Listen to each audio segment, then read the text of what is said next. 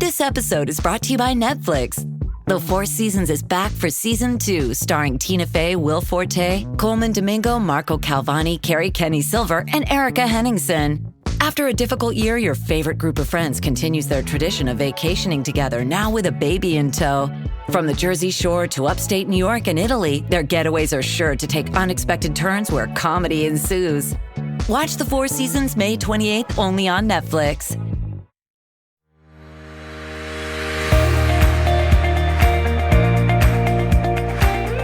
Hey, this is JJ Virgin. Welcome and thanks so much for joining me. This is Ask the Health Expert. Here I put the power of health in your hands and give you access to the top people in health and wellness. In each episode, I share safe ways to get healthy, lose weight, heal your gut, detox, and lots more. So if you want to get healthy and get off the dieting for life merry-go-round, I'll give you strategies that will help you look and feel better fast. So I have been doing meditation for the last year plus. And if you've been listening to the podcast or following me on social, on Instagram or TikTok or YouTube or Facebook, you probably heard about some of my journeys and how I was teasing with Dr. Joe Dispenza, who is my meditation teacher, that I started meditating and I would go to his retreats, and literally you're meditating for hours a day, and not doing my usual exercise and all that. And I lose 5 pounds. And no, I didn't lose 5 pounds of muscle. I lost 5 pounds over the course of time, not by changing my diet or exercise, but purely by calming down my nervous system and letting go of trauma. And so I've really been interested in this topic and really how to have a healthy nervous system. And so I'm super excited about our guest today, Dr. Aimie Apigian. Dr. Aimie Apigian is really the leading expert, bringing out this whole idea of the biology of trauma. I'm going to tell you a little bit about her. She's a double board certified medical physician in both preventive and addiction medicine and holds double master's degrees in biochemistry and public health. She is the leading medical expert in addressing stored trauma in the body. And again, she has this methodology she calls the biology of trauma. And it's really a new way of looking at trauma that uplevels the old methods of trauma work in medicine by reverse engineering trauma's effects on the nervous system and body on a cellular level. So she specializes in trauma, attachment, and addictions. And this was all after having a personal experience in foster parenting, adopting, and then having her own health issues that were a result of childhood and life experiences. And, I think if you've known my story as an adopted child, I have an amazing parents that raised me, but there's just some trauma that was stored in there that as I've learned how to work through this has been incredible, the shifts. So that is why I'm so excited to dig into this with Dr. Aimie. Dr. Aimie also has a functional medicine certification, and she has just been deep in trauma therapy training. So she is my go-to for all things around the biology of trauma. And I will be right back with my special guest. Stay with me.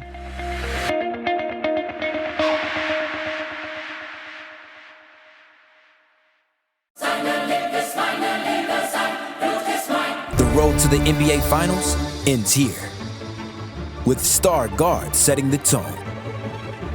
The Cavs eye another upset, while the Knicks carry the dreams of all of New York.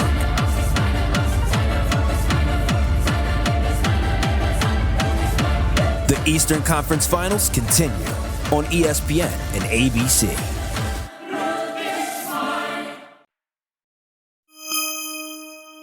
Dr. Aimie Apigian, welcome to the show. JJ, thank you. I'm excited for the conversation. I've been waiting for this one. I've been waiting and waiting and waiting. I am just such a huge fan of everything you're doing and really bringing trauma to the forefront. And one of the first things that you talk about, and I remember us having this conversation a couple years ago, and you said it's the biology of trauma, not the psychology of trauma. So what does that mean? Yeah, this is the biggest misconception from my standpoint. And granted, I have a different standpoint. I'm a medical physician, and so I've worked with the human body. I've worked with the nerves. I've dissected the nerves in anatomy lab. We don't need to talk about that trauma, but the like trauma is stored in the body, and it not only is a result of your biology, but then it affects your biology.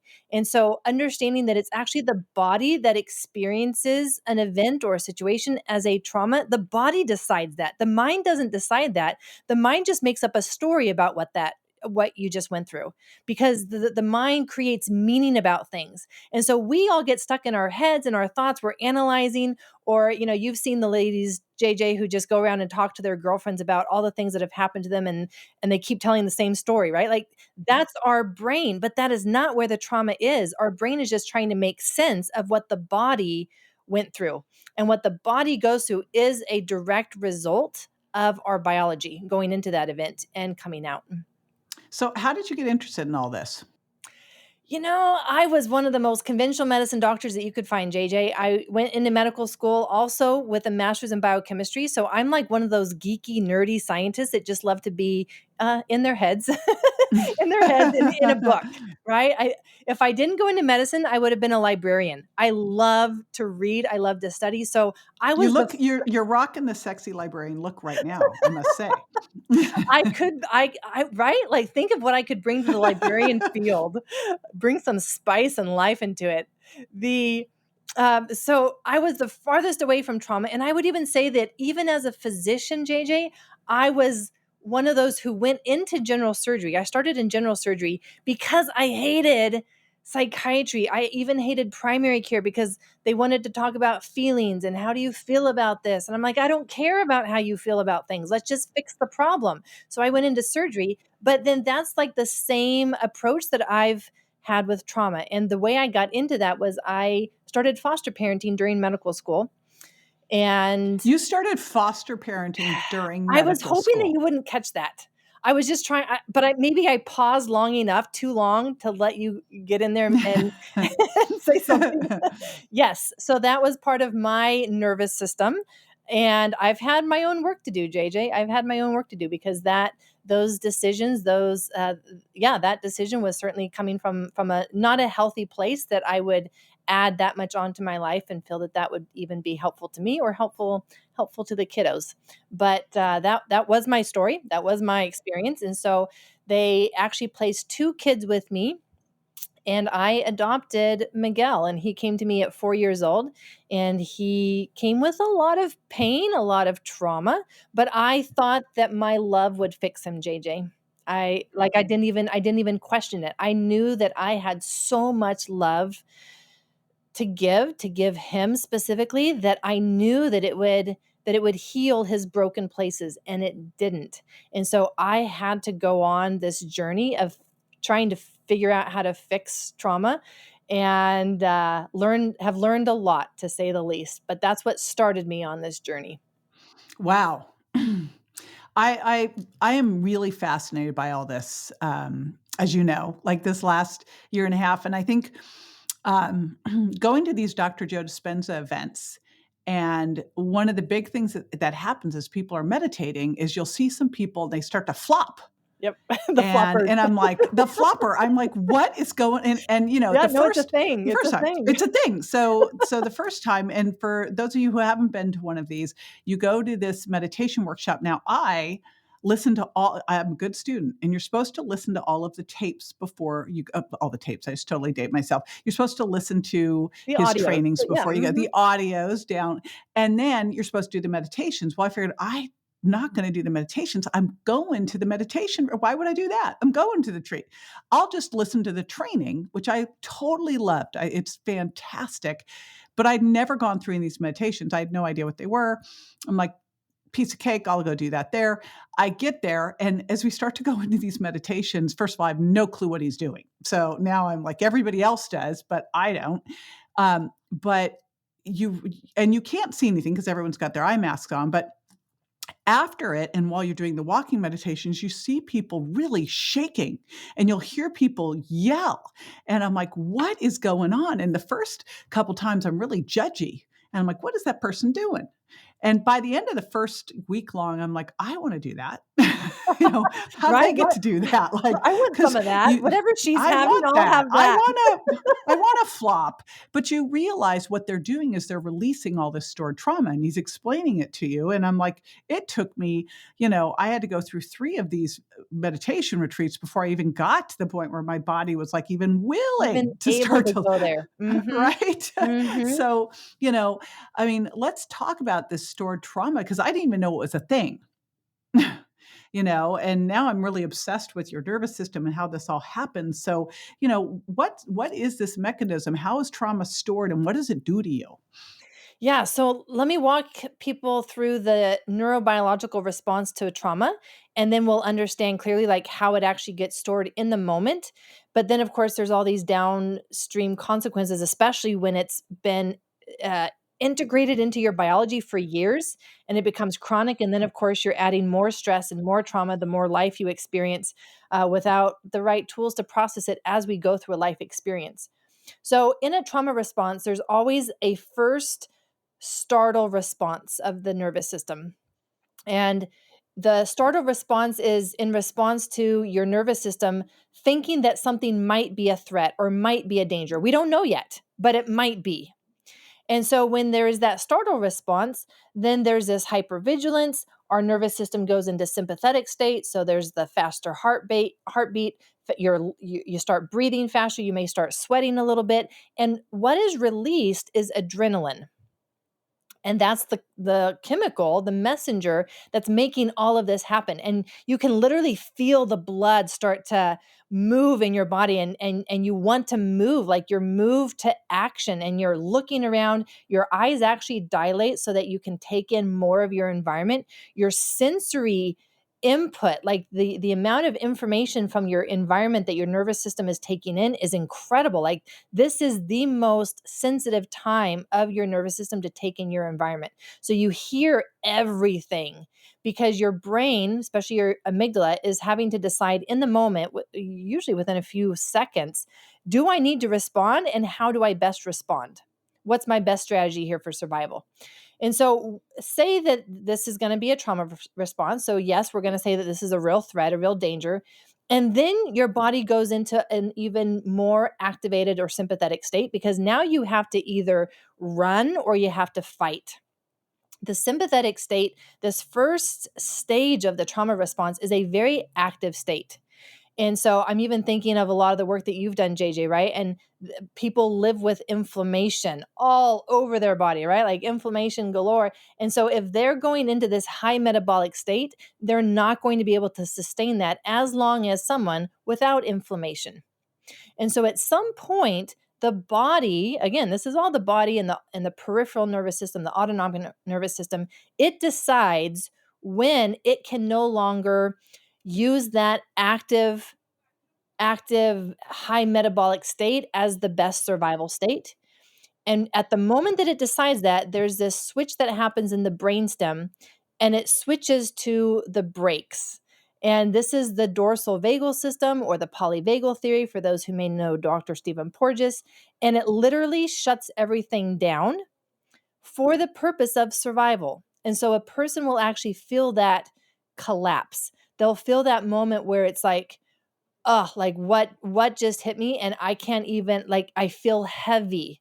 There's not this is this high like motivation for action with the sympathetic. And so once that switch happens, that's actually the trauma response. If we stay in an active response to our life situation, it stays as a stress, JJ. And so for a trauma response to happen, we have to have that collapse. We have to have that moment where our body decides this is too much for me. The other reason for switching into that trauma response is going to be this has been going on for too long and I have too little resources. And those resources can be external in terms of support, family, friends, money sometimes, but sometimes they're internal resources like magnesium, like ATP, right? Like, so all of this is going into the factor, the equation for deciding when do we switch from it being a stress to a trauma.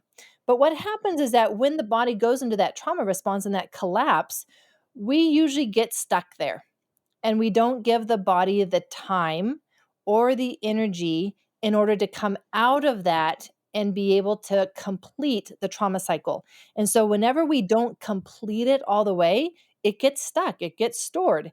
And what happens is that all of that adrenaline that was released during the first stage of the trauma response, it has to go somewhere. And since we didn't completely run it off or punch it out, for example, that it's like a charge that gets stored in our tissues.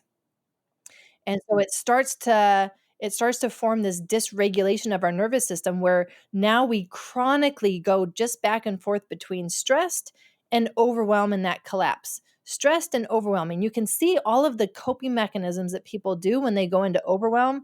There's emotional eating, there's, binge watching movies, there's numbing. Any form of numbing out is this trauma response. And so it's fascinating to see how many people are actually living chronically with this trauma response and don't even know how disconnected they are from their body. Is there a way to know, is there a way to test for this to know, like, if your nervous system is dysregulated? Is there, like, how would someone know? I mean, they might be hearing this going, oh, I binge watch movies, but I mean, that doesn't necessarily mean, your Netflix issue is not necessarily indicative of that. Like, what else? Like, is there a way to know? There are lots of ways to know. You can look at things that are more what you might call subjective, where you're looking at your behaviors, you're looking at coping mechanisms, you're looking at your emotions. When you wake up in the day, how do you feel? Are you excited to wake up? Are you like, oh man, bummer, it's another day? Right? Oh Like, boy. that's dysregulation, because anything that is out of that parasympathetic state is dysregulation, unless it's an appropriate stress response. And more often than not, it's a exaggerated stress response. But when we're in the freeze response, sometimes it's an under response. Like, things are happening and we're just kind of watching our life go by, being like, oh, isn't that a bummer? Huh, yeah, I should probably do something about that. But I'm not. Right? And so when you see people not taking action for their life, that is nervous system dysregulation. When you see them using things to manage emotions, that is dysregulation. When you see people overreacting, that is dysregulation. So anything that's not in parasympathetic when they're supposed to be in parasympathetic is dysregulation. So one way that I have people who, especially those coming into my 21-day journey that are taking this journey into their nervous system, this is exactly where we start, JJ. We have them map out their nervous system for an entire day. And they see, like, where did you even start the day?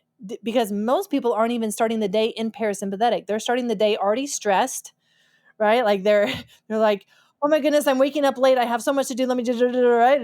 Like there they go, right? The hamster's already on the wheel. Wow. Or they're waking up in overwhelm. Man, Mm-hmm. I don't want it to be morning already. I'm already overwhelmed by my day and I haven't even gotten out of bed yet. So then it's fascinating, because then you see those people, right? And you see that they are waking up in a dysregulated overwhelmed state rather than a dysregulated stress state. And they are different because in order to get through their day, they have to give themselves adrenaline, because that's the only way to bring in energy into their system from an external source that will allow them to come out of that freeze long enough to get stuff done. And then they're the ones at the end of the day that are going into a collapse.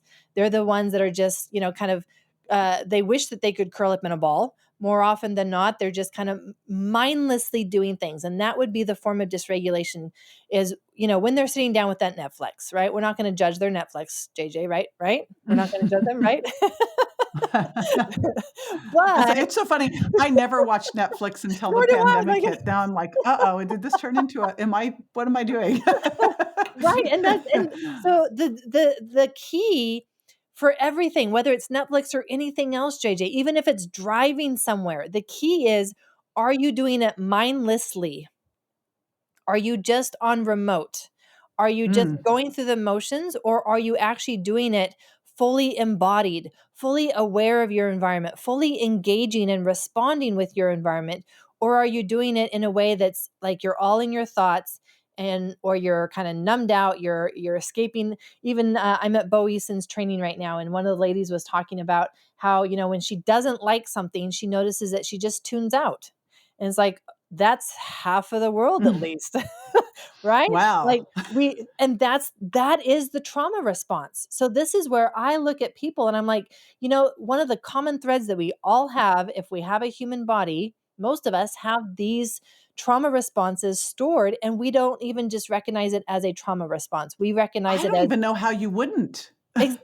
Like, Right. so backing it up, because you Yeah. said something and then I went, oh, I got to ask about I've this. said Because a I'm lot. just listening I've to thrown this a lot at going, you. I know. I'm like, okay, we're going to unpack. But you were talking about, completing the The trauma stuff. cycle so that you wouldn't store the trauma. Yes. But we're never trained to do that. How would you know? And I'll tell you something interesting that happened when Grant was in the hospital. So Grant gets hit by a car. He's left for dead. My son and I and my ex-husband are staring at my son on a stretcher with glass sticking out, and it was like, the thing you can never unsee. And then I go to the hospital, and all I can do is I'm at the hospital with him, and then I'm running up and down the stairs, and I was like going, I had to go and like Do something. do hit training. I was like, Mhm. it was like I had to get it out of me. And so Mhm. now I'm thinking, well, I was just like shaking that. Mhm. It was like when you see the animals that will Yeah. go into that whole like Mhm. shake, and then you trot off, But is that how you would complete the cycle? Is that how you get the trauma out? Is that one of the ways? And I'm just thinking about all the stuff from the bullies on the playground to now the bullies on, social media, to all the things that happen on a daily basis that we are never taught to deal with. And then you go to talk therapy, which has its place, but if it's not addressing the stored trauma. Exactly. Like the talk therapy is going to just be kind of reliving the trauma, if anything, right? Like our bodies are meant to move, and we have to move through life. We have to move through these experiences, or else they do get stuck and stored. And anything that we are going through does not mean that we are moving through. Mm. And I even think of grief. Grief is another one of those things that's very uncomfortable for people, especially people who've had these trauma responses as part of their life, because grief, sadness, loss can bring up a lot of things that we have not moved through yet. And so many times people going through grief are just like, they're kind of putting it in boxes, right? And like stuffing it in closets metaphorically in their body. Mm-hmm. But it's just too uncomfortable. It is so uncomfortable. So one of the things with completing that trauma cycle is actually being able to sit with the emotion, right? Dr. Joan Rosenberg talks Yep, about I that was a just lot. thinking about Joan. So actually being able to sit and allow yourself to feel that emotion as it is presenting in your body in the moment. It's not at the thoughts, it's, oh, like my stomach feels in knots. I feel like I want to just curl up into a ball, and feeling how that's presenting in your body. And then your body will move through something in the moment. And many times, like you'll then afterwards want to move to action, because we've got all of that adrenaline that we need to then discharge. Mm-hmm. One of the interesting things that people can practice is when they're driving, and if they have anything that they have that startle response of, oh my goodness, this is a near accident, right? Like I almost got hit Yeah. or almost got into an accident. What do we do though, JJ, right? Like we don't pull over, we just keep going. Like this is how we somehow think that we're supposed to live our lives. Like, oh, we're supposed to pretend that doesn't bother me, that I'm not hurt by that I'm not, having fear about that, or scared about that. And so we have all of these pretenses that we have to look like we've got everything together, so we don't even allow ourselves to feel these things. But if somebody who's having that near accident on the highway or on the road, if they were to pull over and just let themselves feel what's going on, they would start to shake. And so I encourage people to do that because many people like you are like, what's this shaking thing? And that's a perfect opportunity. The adrenaline is fresh and your foot had to slam on the brakes or your hands had to yank on the steering wheel, so you have that motor memory that's pretty fresh. And if you stop and let yourself feel that in the moment, it will shake, it will discharge, and then you're going to be like, oh, whew, glad I survived that. And the cool thing is that you're not going to still be thinking about it for the rest of the day because you Right. were able to process it in the moment, Or every time a car comes up on you or again, every time a car which, approaches in that same way. yep. I was just thinking about when Grant got hit. First of all, I was like vigilant on highway, watching every car. It was like ridiculous. But I was in the hospital and someone did something really crappy to me business wise. And I remember calling him on the phone and, and the entire I mean, it was at top of my lungs. I'm in the little like waiting room area. Now, this is the pediatric ICU, you know, and I am like calling him every name. Blah, blah. And at the end of all of it, he's like, all right, do you feel better? And I go, yes. He goes, totally good. He goes, sorry that happened, but if I go, gosh, sorry, I yelled at you that way. He goes, I think you just needed it. I go, I really did. So, and I'm just thinking that was just like that discharge, this discharge that, gosh, why aren't we taught this? I don't know, but that is honestly one of my goals, JJ, is to bring this into elementary school because this is life, right? This is the manual for how to go through life and not accumulate trauma. Yeah, just like I think of like when I was a little kid and Grant did this too. We'd have these little temper tantrums and it was like, stop that. I was like, well, maybe you're supposed to just let it on out. So now we have this stored trauma in us. And what do? How do we get it out? Because I'm assuming it's like a toxin. It's better out than in, right? Oh, it's definitely a toxin. And what is it doing to you? Before we talk about how we're going to get it out, what does it do to you hanging out in there? Yeah, and this is where it's so fascinating because we have all the research. Like we know this stuff, and yet it's not yet really incorporated into mainstream medicine. And it's Well, not, because there's not a lab test and there's not a pill. there's not a pill I mean yet. That's what we the gotta, pills that they use are right. JJ, this is our new business idea. We need to Oh create a gosh, pill because together. we need another.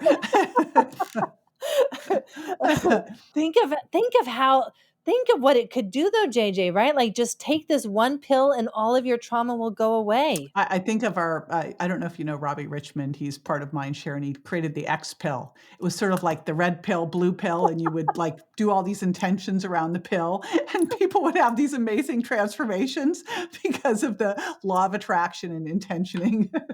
So we'll do the blue Yeah. pill. Yeah. Anyway. Yeah. If only it were that easy. And I think that this is really where we need to understand the seriousness of it, because if we did, we would be treating our children very differently. We would be creating different social constructs even in order to really prevent trauma, not just try to address it, manage it, treat it later on. Because I think of the ACE studies, right? And Dr. Vincent Folletti and I have been working on a project together where we're trying to bring ACEs into mainstream medicine. We're going to do Let's it. explain what ACEs are for people who don't know what they are. Thank you. You mean there's people that Yes. still don't know ACEs, right? Like, Yes. what? Yep. How is this possible? Because this is over 20 years old, right? Like, this is for me as a medical physician, one of the big gaps in medicine. One of the I want to say the hurtful things that medicine is still doing for people. That this is not just as ordinary as something like diabetes. Yeah, Like no, heart it's not. disease. And I'm assuming just a lot of consumer audience, not medical audience, has not heard of adverse childhood events. It's just not. Once again, like I their don't know how much physician is should be out there. talking to them about that, right? Like that's the role of their physician in their life. Well, here's So the thing: we should go to school and learn how to be great humans, rather than study English. Those are important, but like number one, you should learn to be a kind, purposeful, generous human first and live with integrity and know how to take care of yourself and eat correctly and move and meditate and all that. Then, learn 1+1 = 2, but none of that stuff is really taught. And it's especially not taught just even relationships or how to stand up for yourself or what's appropriate and inappropriate. So, we got a lot of work to do. So, adverse childhood events. Adverse childhood events. ACEs is what ACEs. Yeah. And so Dr. Vincent Folletti with Dr. Robert Anda, they were the first to study this. And it was as a result of a weight loss clinic that they were running. And they found that their most successful patients were the ones dropping out. And it irritated them. It made them angry, right? Because it's messing up their numbers. They need the people who are losing the most amount of weight to stay in the program so that they can really boast about their results. So they went and started investigating, and that's when they uncovered that the ones that were losing the most amount of weight and dropping out had some common things in their life experiences. And a lot of those were from childhood, everything from sexual, physical, emotional, stress, right? Like adverse childhood experiences, very stressful experiences for children. And so then they started looking at, well, what else is this related to? And they have now basically uncovered that every chronic disease is associated with adverse childhood experiences. And so for us to understand that this Every dysregulation, chronic disease. every. Every. 100%. Yeah. I know, right? Like, yeah, like let that sink in. And again, like, why aren't we talking about this? But the important thing for us to take away from that is understanding that this dysregulation in the nervous system that we've mentioned happens years before one may have actual symptoms, let alone a full-blown disease. And yes, you can have symptoms of anxiety and depression, and more of our kids now have those than ever before. It is scary the number of kids that are being put on medication for ADHD, anxiety.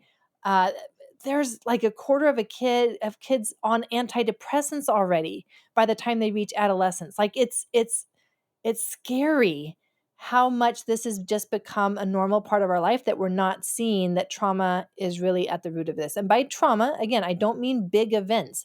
What I mean by trauma is dysregulation of your nervous system, because that's how we measure it in the body.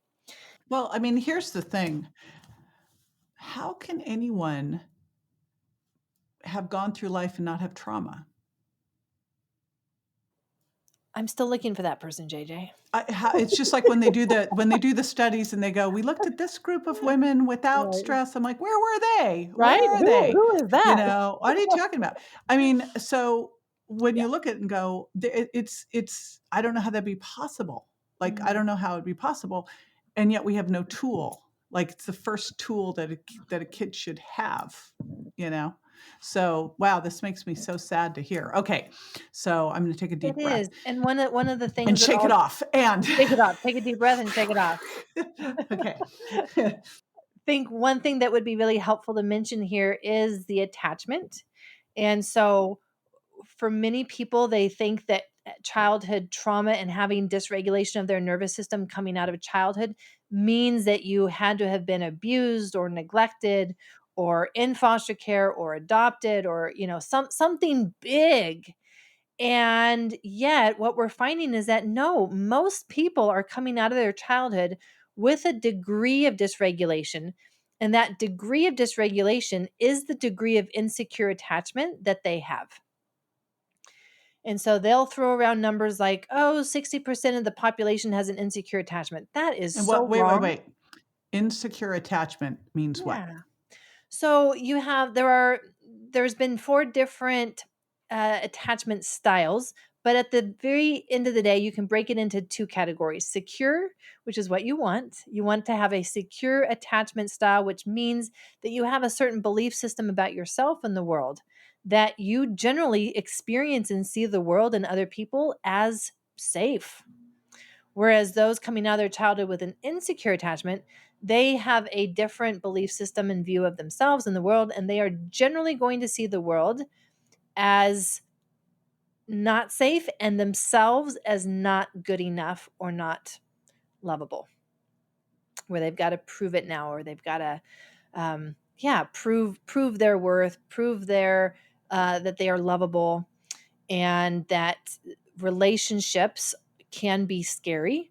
And so then they go into all kinds of bracing patterns and tension patterns and relationship patterns based on their attachment style and whether they feel safe with intimacy and authenticity and integrity and even know who they are in the world, and are able to communicate well, and all of these things that you need for a good healthy relationship. Those with a secure attachment coming out of their childhood do that naturally. They actually don't need to be taught that. But as I say that, I'm like, well, no, they were taught that. It's just not in the not in the school sense. They Right. they experienced that, and that's how they were taught that. So coming out of childhood then with this dysregulation is most everybody. And then you go through life, and so you're already seeing yourself as in constant danger, right? And whether it's because your friends might not like you, or you don't know, they may be talking behind your back, you don't know. There's just all this insecurity, and that actually is what unfortunately brings, it almost attracts more trauma, right? Like we talk about vibration, we talk about the law of attraction, and we know that trauma and this dysregulation of the nervous system actually attracts more trauma, more stress, rather than the opposite.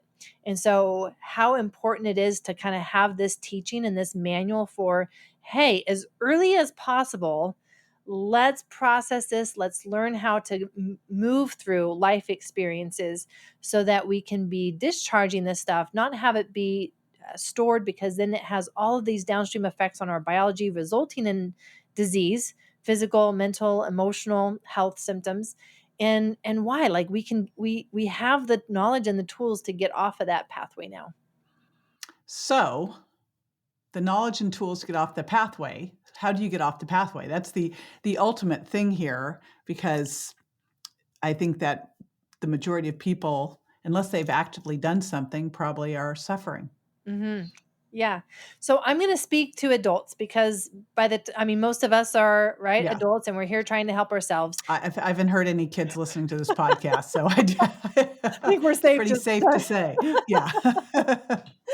So and yet, right, like JJ, you being a mom, like, and have, having the experiences that you've had, how moms fight for their kids. So I have just as many moms going through my 21-day journey program for the sake of their kids, and even becoming a better mom for their kids, which I think is very beautiful. I think that really shows the heart of a mom, the fierce warrior moms, right? So as adults, the problem with, the problem by now is that it's been so ingrained into the nervous system that it's not a simple fix. And by now it has affected your biology. By now it has brought on inflammation. By now it has brought on hormonal changes, digestive system changes. You do have much more intestinal permeability problems when you have stored trauma in your body. Your vagus nerve is not working as well.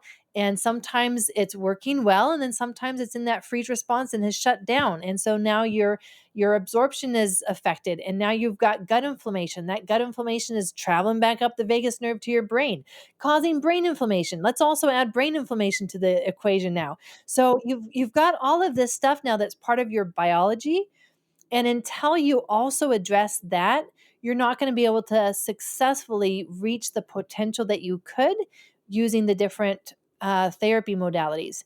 Some of the most effective therapy modalities, though, let's just talk about those, are going to be the movement based, the somatic based. Somatic just is kind of the Latin term for tissues. And since the tissues are where the trauma is, we got to work with the tissues. So movement based, embodiment based, rather than cognitive thoughts and talking about it. Now, I will say that for many people, depending on what type of trauma, depending on the degree of dysregulation, they may not even be ready to go there, JJ, right? Like there's this capacity that we call it titration in the trauma space, where you're titrating how much you're able to be in your body and it not be too much. And so we start with just very little bits.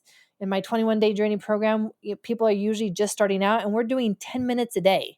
And even with that, like they're noticing, okay, I'm at my max. And it's like, yeah, for right now. Wow. But And what are you doing in that 10 minutes a day?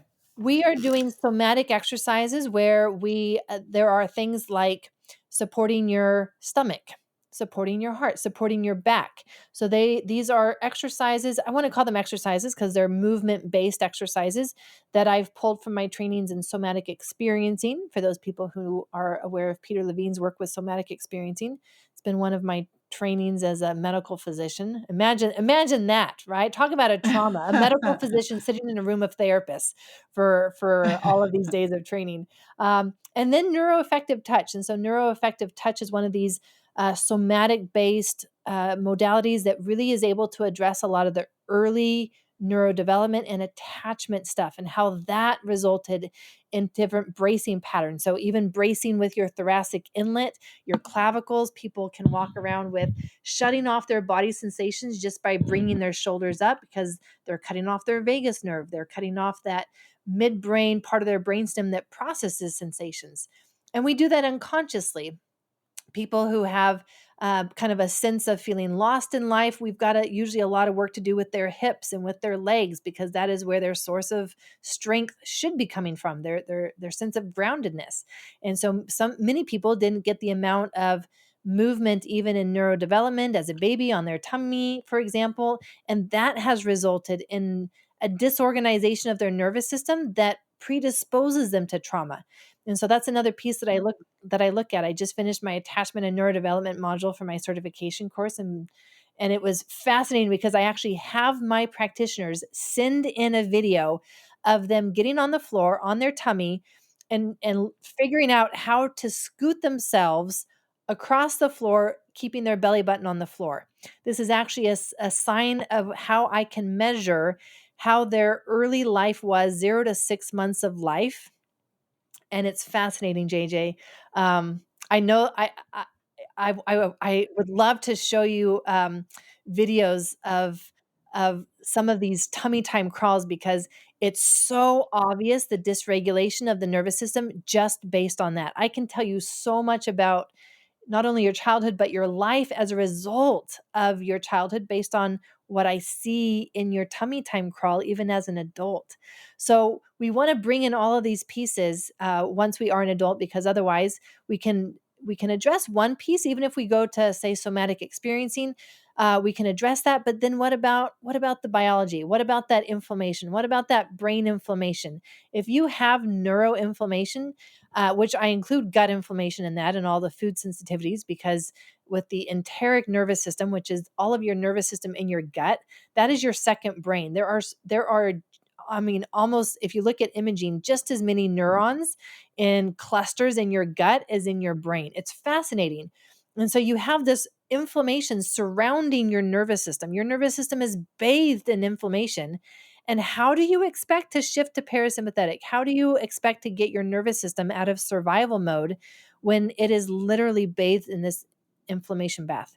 So we have to address these aspects of the biology that will keep people stuck. So I see people going to therapy for years and years and years and years and years, right? And it's like, we can actually do a lot more. We can accelerate that healing journey when we are able to bring in these biology pieces that are very predictable, that are a downstream consequence of trauma. Wow. I know, I feel like I've thrown a lot at you. But I'm just going to share this fun story. I think I told you this, but for everybody to hear, so I start going to Dr. Joe, and I am the classic person you would have described as like, I want nothing to do with, like, oh no, I'm not going to do this. Right. And I don't even know what finally got me over the edge. But one of the things I did was I just brought a group with me. That's how I always do it. I'm like, I'm going to bring, I'm not going our alone. buddy and Shippy. I've got like, we're all going in. So Summer Bach, there's a whole crew, we're going. And again, they're having these amazing experiences. And I'm like looking at this going, huh, I'm watching. It's like Harry Met Sally, and you're watching Harry or Sally having breakfast, having orgasms. I'm like, what is going on? So I knew what was possible, and I knew none of it was happening for me. And I just thought, I think this is like going to the gym. You wouldn't expect, if you were totally out of shape, to go to the gym, and the first time out, you're like, wow, look at my muscles. So I decided to give it time. And fortunately, the next time I went, I got to have breakfast with Dr. Joe. And I'm like saying, so these type A people who like never address their stuff, he's like, yeah, it might take you a while. So, that's the second time. The third time, kind of scratched the surface, but the third time in these week-long events, I dropped 5 pounds. And I go, that is the wildest thing. What the heck happened? Like, what happened? Nothing happened. I didn't change anything. And I'm sitting at dinner with Dr. Joe, and he goes, yeah, it's the no thing diet. I'm like, yeah, that's cute, because he tells you to go be no one, nowhere, no thing.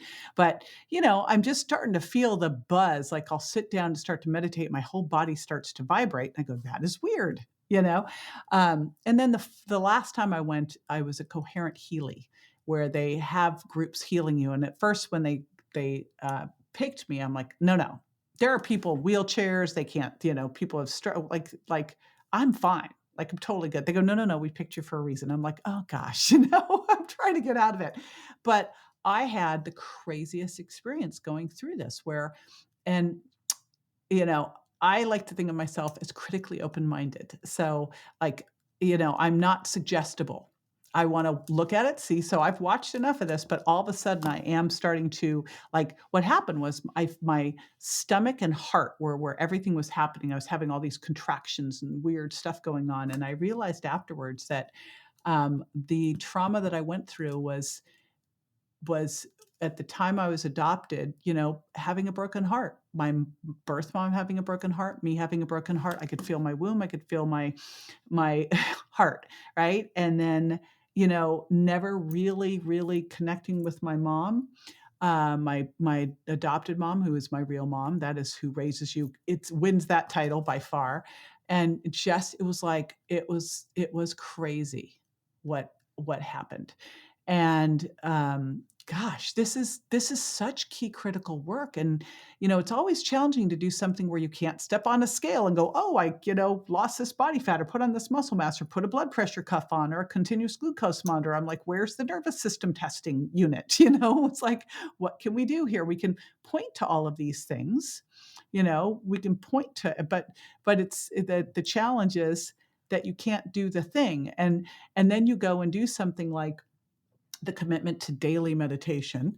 And I know I feel better, but there's not like where's the nervous system tester scale? So I can go, look, I got a 9 instead of a 6, So I think that's part of the challenge with all this is there's not a scale for it, there's not a thing for it.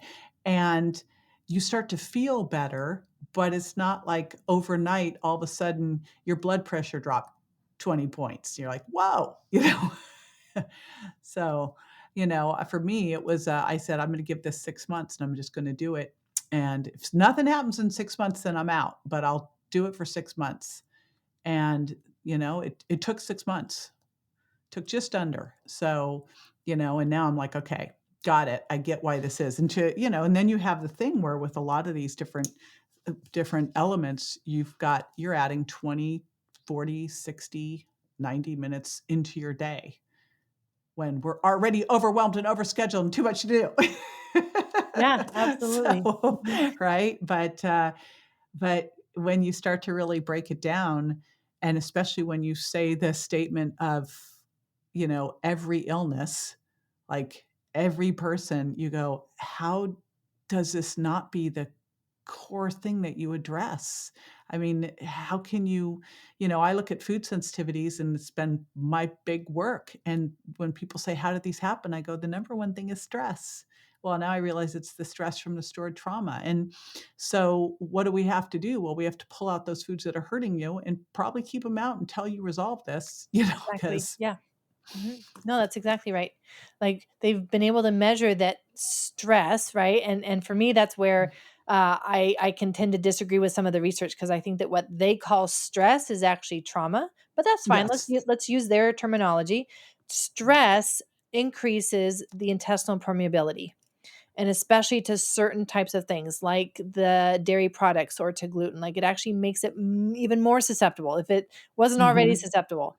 And Yeah. so, yeah, you have to pull those foods out because otherwise you're just feeding the cycle of Yeah. inflammation It's and just and fire. trauma and dysregulation. More so here's what's interesting because and I remember early on in my career I was uh, working with a gal and she lived in this beautiful house and she had one child who was a perfect child and I was like my husband wasn't working and I was killing myself and I had two children. It was clear one had some real challenges and she had like perfect life, right?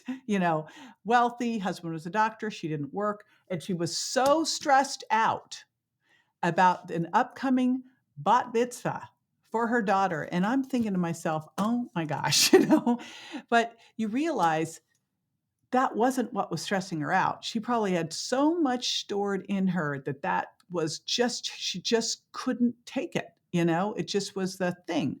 So I think it's what we call stress because we don't know what else to call it. But your body, I always like to say your body's not a bank account, but it is a history book.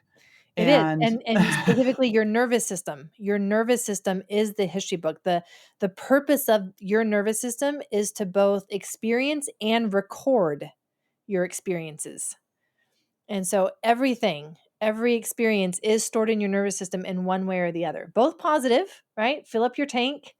Fill up, I call that cellular resilience. Fill it up, and you want it full before you go through a trauma because that's going to set the point for whether again you can stay present to something and move through it, or if you're going to get overwhelmed and find yourself going into that I can't take this and I'm going to go have a drink, I'm going to go have a smoke, I'm going to go watch movies, I'm going to go do something in order to not feel.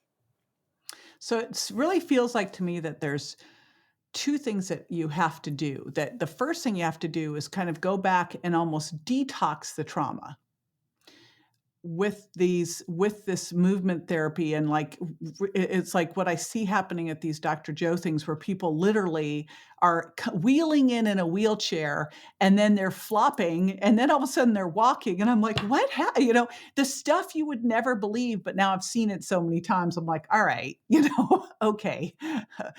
You can't not believe it. It's obvious, something's going on.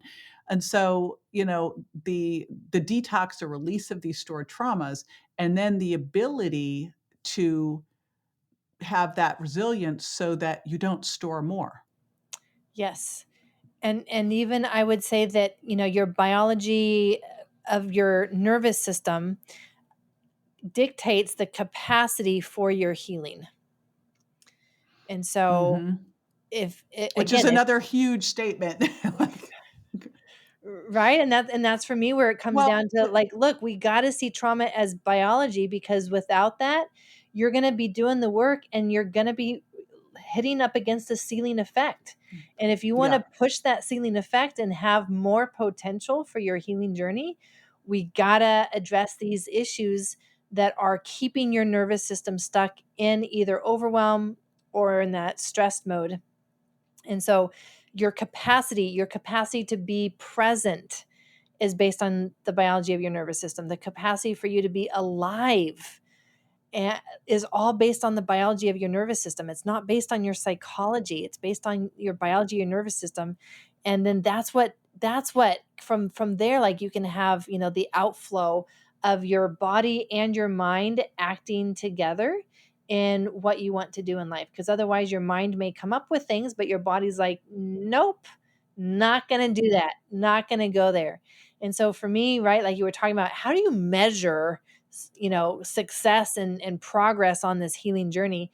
And for me, that's what it is being able to see when different life circumstances happen that you can't always know that they're coming, right? But when they come, you are almost like looking at yourself like, is this me that's going through this? Because I've never been able to stay present for this to this degree.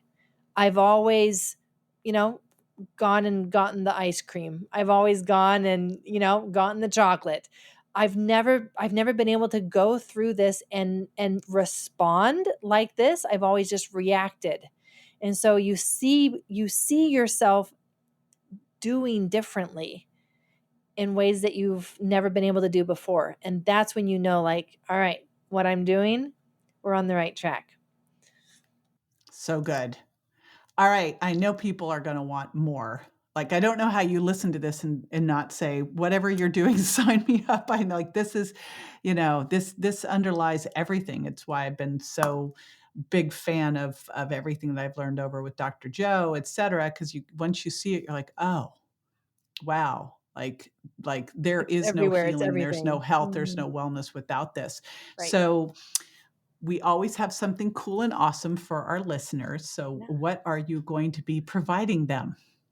Well, I can share with them my guide to understanding the 3 states of their nervous system so that they can help know and learn what state are they in. Are they in that parasympathetic state where they want to be?